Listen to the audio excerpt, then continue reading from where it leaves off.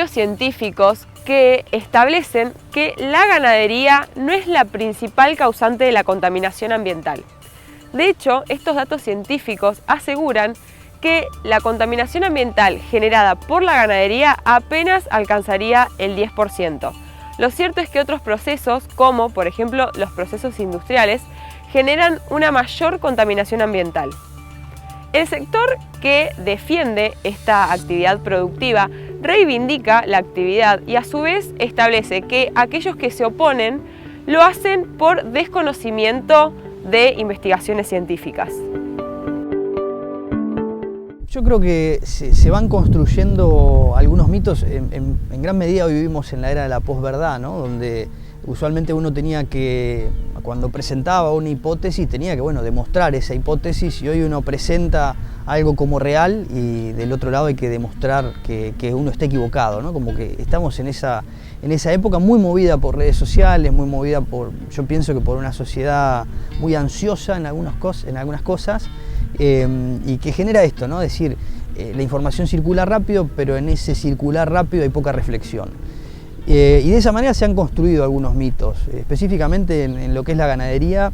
Yo lo que veo el último tiempo es que hay un foco muy negativo puesto en la actividad y creo que es infundado. En algunas cosas, por supuesto, que como todo es mejorable y todo es perfectible, pero hay un foco extremadamente exacerbado asociado a la ganadería como la gran causante de todos los males, de la contaminación ambiental, de las emisiones, del consumo de agua, de un montón de cosas. Recién se hablaba de huella ambiental, ¿no? Como que la huella ambiental de la ganadería parece que es lo peor que le pasó al mundo.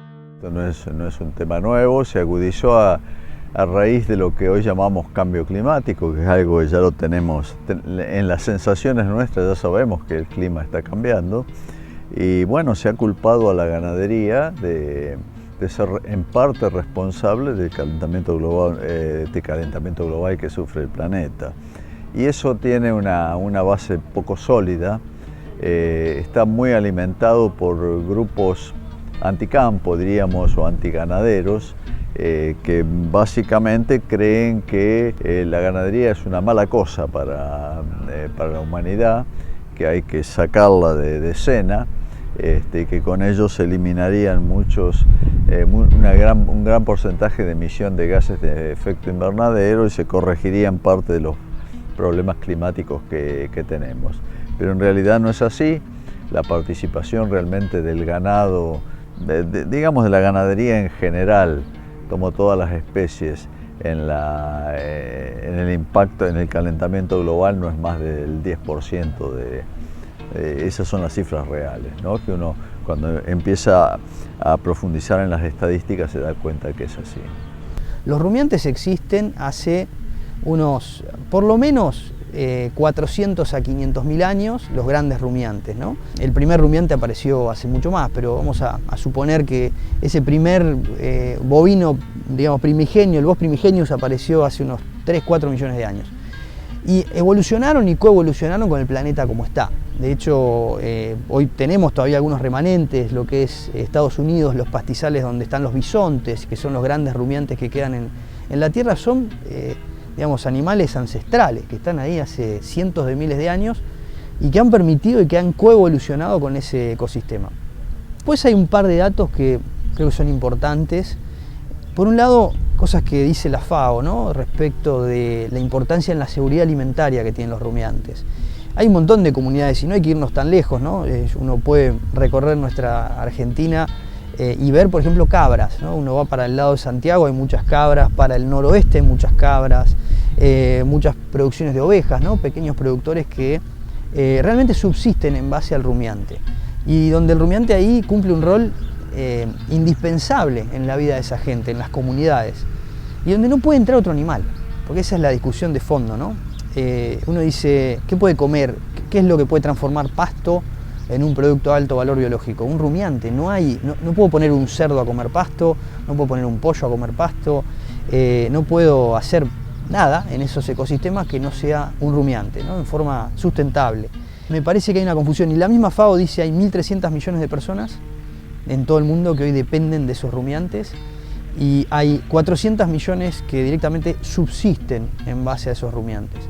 Entonces, muchas de las cosas y la información que circula yo creo que no está bien fundada, y además cuando se habla de removerlos o de eliminarlos, me parece que se desconocen estas cosas.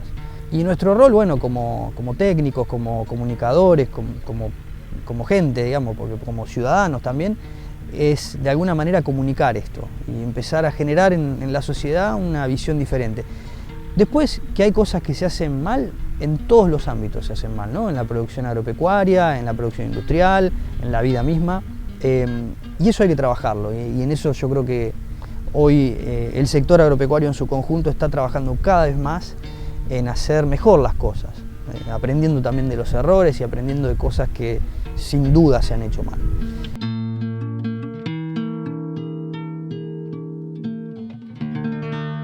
Los gases de efecto invernadero más conocidos son el dióxido de carbono, el metano y el óxido nitroso. Ahora bien, gracias a los gases de efecto invernadero es que es posible la vida en la Tierra. La particularidad que tienen estos gases es que captan la energía solar y mantienen la temperatura liberándola a la Tierra. El problema ocurre que las actividades productivas que realizan las personas emiten gases de efecto invernadero, generando así un aumento en la concentración en la atmósfera de estos tipos de gases, y esto conlleva a un calentamiento global que trae aparejado las diferentes crisis climáticas que hoy en día estamos viviendo. Dentro de la cadena de carne es el metano, el gas que tiene un mayor efecto invernadero. El metano es un potente gas de efecto invernadero, pero dura poco en la atmósfera. Dura entre 10 y 12 años, después la molécula se desarma, y el carbono queda dando vuelta ahí, se recicla a través del pasto, de las plantas que lo vuelven a capturar por fotosíntesis. En consecuencia, termina siendo un gas prácticamente inexistente desde el punto de vista tiene un gran impacto inicial y después se va diluyendo su efecto, ¿no? Pero no tiene nada que ver el poder de calentamiento del metano con la enorme cantidad de combustibles fósiles que otros sectores de la industria, de industrias no agropecuarias, emiten hacia la atmósfera. Bueno, yo siempre digo, las actividades antrópicas generan emisión, ¿no? De hecho, vivir genera emisión. A veces nos ponemos medio puritanos con esto de las emisiones y parece como que toda la emisión es mala, ¿no? O sea, estamos respirando en este momento y estamos emitiendo dióxido de carbono, y eso va a la atmósfera y es parte de nuestro impacto en el ambiente. Entonces, vivir genera emisiones. El rumiante podría ver como una máquina de transformar esto, ¿no? Pasto, alimento fibroso con alta cantidad de fibra, celulosa básicamente y hemicelulosa, en productos de alto valor biológico, ¿no? Incluso rumiantes mucho más, siempre hablamos del bovino, pero miremos una cabra se sube a un árbol y come una hoja de un árbol y te transforma eso en carne y leche. Es un bicho fabuloso. Yo creo que no hay otro ser vivo capaz de hacerlo, excepto las termitas. Las termitas son otro gran grupo, digamos, de insectos que también pueden transformar alimentos de alta fibra en proteína de insectos. Entonces, en ese proceso de fermentación, en ese proceso de transformación del forraje, se da en el rumen básicamente, que es una gran cuba de fermentación donde hay bacterias y microorganismos, y esas bacterias lo que hacen es transformar parte de ese alimento fibroso en metano. Es un subproducto, es un gas que es un subproducto de la digestión. Como nosotros también eliminamos dióxido de carbono y metano en algunos casos, los rumiantes lo hacen en más cantidad, ¿no? Un gran subproducto de su digestión es el metano. Esta producción de metano aumenta en la medida que el alimento tiene menos calidad. Entonces, cuanto más fibroso el recurso, de menos calidad, yo me voy a comer un pasto seco, va a emitir más que si me voy a comer un pasto verde, por ejemplo. Y eso es real, eso es cierto. Ahora, dentro de ese ciclo, imaginemos, esto es una cuestión química, pero hay una molécula de carbono que está en ese metano, ¿sí? El metano es CH4, tiene una molécula de carbono, y esa molécula de carbono llega a la atmósfera, entre 10 y 12 años después se va a transformar en CO2, o sea, se le acopla una molécula de oxígeno y ese C que estaba en el metano, CH4, va a CO2. Y ese CO2 después en el ciclo vuelve a la planta. ¿Por qué? Porque sabemos que la fotosíntesis básicamente es transformar CO2 a partir del material verde, ¿no? el panel solar que tienen las plantas, transforman ese CO2 de vuelta en un producto que es un forraje, en un pasto. Y ese pasto lo vuelve a comer el rumiante y ese ciclo se reinicia. Entonces, ¿cuándo esto puede ser un problema? Cuando nosotros tenemos sistemas con mucha cantidad de energía fósil, ¿sí? Si nosotros para producir carne, por ejemplo, como sucede en Estados Unidos, como sucede en Europa, usamos mucha cantidad de insumos, mucho combustible, por ejemplo, sería el caso de un feedlot que en Estados Unidos predominan. En Argentina, ¿qué pasa? En Argentina también hay feedlots. ¿Están mal los feedlots? No, es una manera, digamos, rápida de terminar un animal. Pero un animal que viene de estar 1000 días en el pasto y pasa 100 días de su vida comiendo grano, o 90 días. O sea, los feedlots en Argentina cumplen estrictamente la función de terminar el animal. Es un confinamiento muy cortito por una razón económica, por una razón además cultural. Nos gusta comer animales más chicos que, por ejemplo, en Estados Unidos, donde los feedlots son de más duración. Entonces la producción argentina realmente es muy extensiva y eso es un activo. Es cierto esto de las emisiones, es real, pero no es cierto que nosotros estemos teniendo un impacto ambiental enorme como se trata de poner, ¿no?, el foco en la ganadería, por este ciclo, ¿no?, por esta recirculación. Insisto, ¿no?, después hay cosas mejorables y hay sistemas de todo tipo. Algunos sistemas que, por supuesto, tendrán niveles de emisión más altos, niveles de contaminación más altos, y son sobre los que hay que trabajar más, pero no nos olvidemos de lo que es el promedio de nuestra ganadería, ¿no? Nuestra ganadería, la ganadería argentina, es una ganadería muy pastoril, es una ganadería que básicamente podríamos decir que respeta en gran medida el ciclo natural de un rumiante, hasta lo mejora, porque en muchos casos ese rumiante estaría en un pastizal bastante complicado y a partir del manejo uno busca que ese pastizal esté mejor o esa pastura tenga más calidad, entonces le damos un poco más de calidad de vida. Y después, bueno, como todo, sí termina en una faena y en un plato, eso es parte, digamos, del ciclo. La cadena de la carne es muy larga. Nace con los insumos que se producen, por ejemplo, fertilizantes, plaguicidas, combustibles, y va continuando a través de distintos eslabones de transporte, de procesamiento, de empaquetado, de distribución minorista y mayorista. Bueno, todos eso van agregando carbono en la cadena. Pero el tema es quiénes son los responsables de esas emisiones. En última instancia son esos sectores del transporte, del frigorífico, que son realmente los que están emitiendo. Y no parece justo que esas emisiones se las carguen al productor agropecuario como se está haciendo, ¿no? Como es parte de la contabilidad.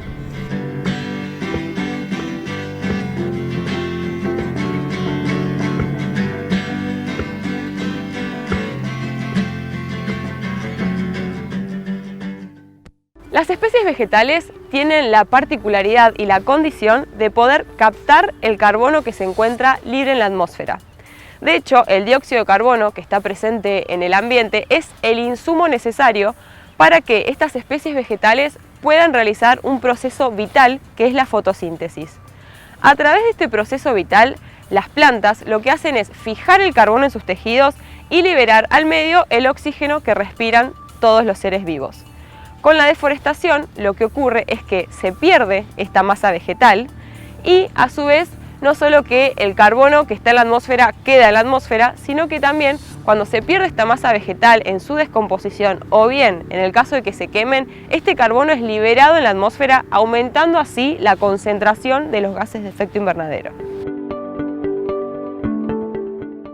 Sí, ¿qué es lo que va a pasar o cómo va a impactar esto? En el corto plazo ya hay algunas empresas, hace poquito estaba la gente de Arcos Dorados, de McDonald's, ellos ya están en Argentina comprando solamente a campos que puedan certificar que no vienen de desmonte, o sea, a partir de imágenes satelitales, hoy tenemos imágenes satelitales, dicen, bueno, desde el 2020 vos desmontaste, ¿no? Ok, este campo podés efectivamente, bueno, vendernos, nosotros te vamos a comprar.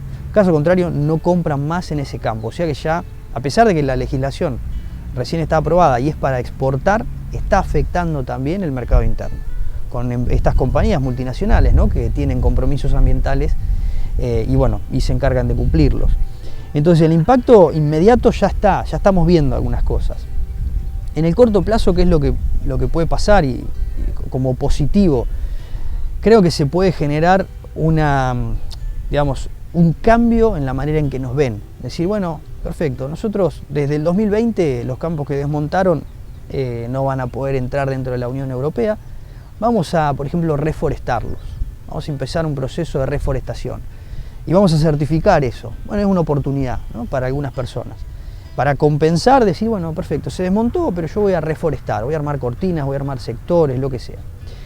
Surge esa oportunidad. Y el resto es, bueno, yo sé que no puedo deforestar, voy a trabajar para de alguna manera mostrar, perfecto, yo no desmonté y además estoy haciendo todo esto bien en mi sistema para poder entrar en estos mercados.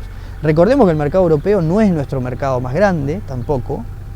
De hecho, un 20% más o menos, depende de los años, las situaciones de la carne nuestra va a Europa. El otro gran parte de la carne va a China, en forma de animales que en China hoy quieren carne, ¿no? No importa demasiado de dónde viene, cómo va. Pero en algún momento puede también China, como decía Ernesto, en algún momento se contagia de la agenda europea. Trabajemos para hacer las cosas bien, por supuesto.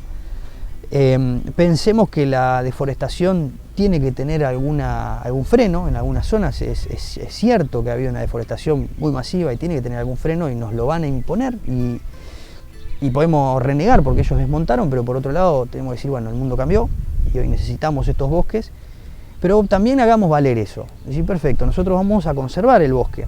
Fíjate una situación, por ahí me estoy yendo un poco por las ramas, pero una situación paradójica que sucedió en Santa Fe. Yo vengo de Santa Fe, una ley de bosques. La ley de bosques de un día para el otro estableció zonas rojas y amarillas y no hay más zonas verdes, que zonas verdes era donde se podía intervenir y desmontar. Entonces sucedió algo curioso que había un campo, uno al lado del otro, el vecino había desmontado todo y el otro vecino había mantenido el monte y producía por supuesto mucho menos, porque en el monte, bueno, hay árboles, hay el animal no va a comerse el árbol. Entonces había menos producción. De golpe a este productor le dijeron, vos no podés desmontar más, tu campo quedó en la mitad de la producción que tiene tu vecino, que sí desmontó.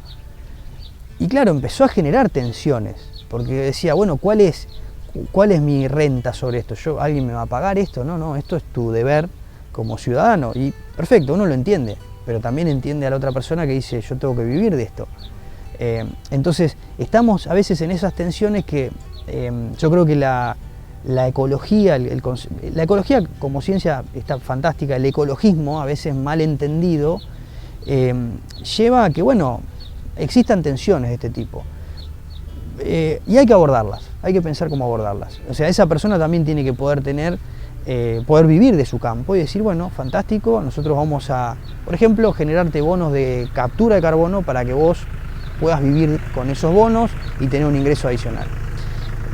Eso hoy hay que trabajarlo desde el punto de vista también, si se quiere, diplomático, ¿no? En nuestras relaciones diplomáticas, Argentina ha sido, para mi gusto, demasiado tibia en sus negociaciones y hemos asumido compromisos en un país que, lamentablemente, ¿no?, tenemos una situación de pobreza muy grande. Hemos asumido compromisos que, si no están bien abordados, pueden generar más pobreza. Entonces, bueno, hay que buscar ese equilibrio y sentarnos en una mesa con los europeos y decir, fantástico, nosotros tenemos todos estos bosques, contabilícennos captura, ayúdennos entonces a que nuestro producto sea bien visto, porque estamos capturando, estamos haciendo las cosas bien. Bueno, ¿cómo van a retribuirnos esto? ¿Cómo nos va a retribuir el mercado? Uruguay lo está haciendo. Uruguay está embarcando, por ejemplo, carnes carbono neutro y están diciendo, estos son nuestros pastizales, capturan, emitimos, por supuesto, pero tenemos esta captura. Bueno, vamos a entrar en el mercado europeo y entra en el mercado europeo con carne carbono neutro. Nosotros estamos atrás, no llegamos a eso. Pero es una cuestión de negociarlo, diplomática, de generar ese mercado. Y después el desafío no solo es comunicacional, sino cultural. Las nuevas generaciones, como decía, yo doy clases en la facultad y trabajo mucho con chicos que tienen 22, 21 años, las nuevas generaciones tienen un nivel de atención muy corto y son muy propensos a tomar mensajes de influencers, por ejemplo. Y eso es lo que hoy sucede con gran parte del sector agropecuario, ¿no? Hay mucho mensaje de influencer, pero no hay fundamento atrás. Entonces, bueno, sí, fantástico el influencer, pero pongámosle fundamento, discutamos el fundamento. Información. Información, exactamente.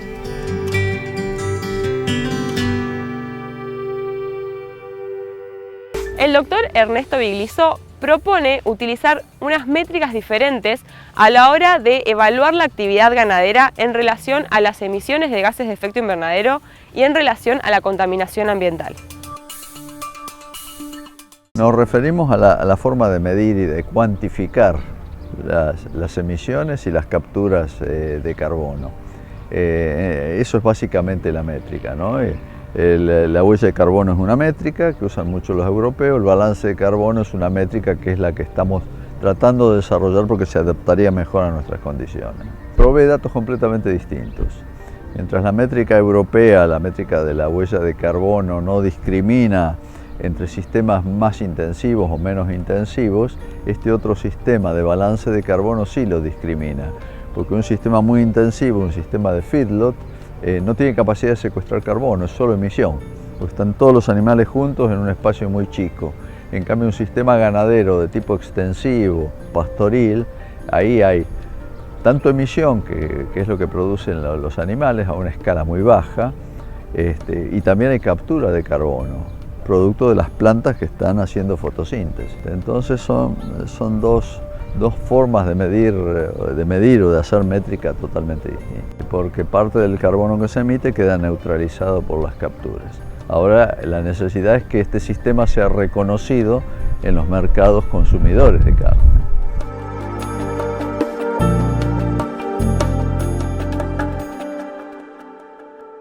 Toda actividad productiva que realiza el hombre genera un impacto ambiental. Lo importante es que cada actividad desde su lugar pueda desarrollar diferentes medidas para reducir sus impactos y volver más eficientes sus procesos productivos. No hay actividad económica mala per se, sino que es necesario que cada actividad productiva tenga asociado un plan de gestión ambiental y de mitigación de impactos ambientales. Como siempre les decimos, nos pueden seguir en nuestras redes sociales y en nuestro canal de YouTube y nos encontramos la semana que viene.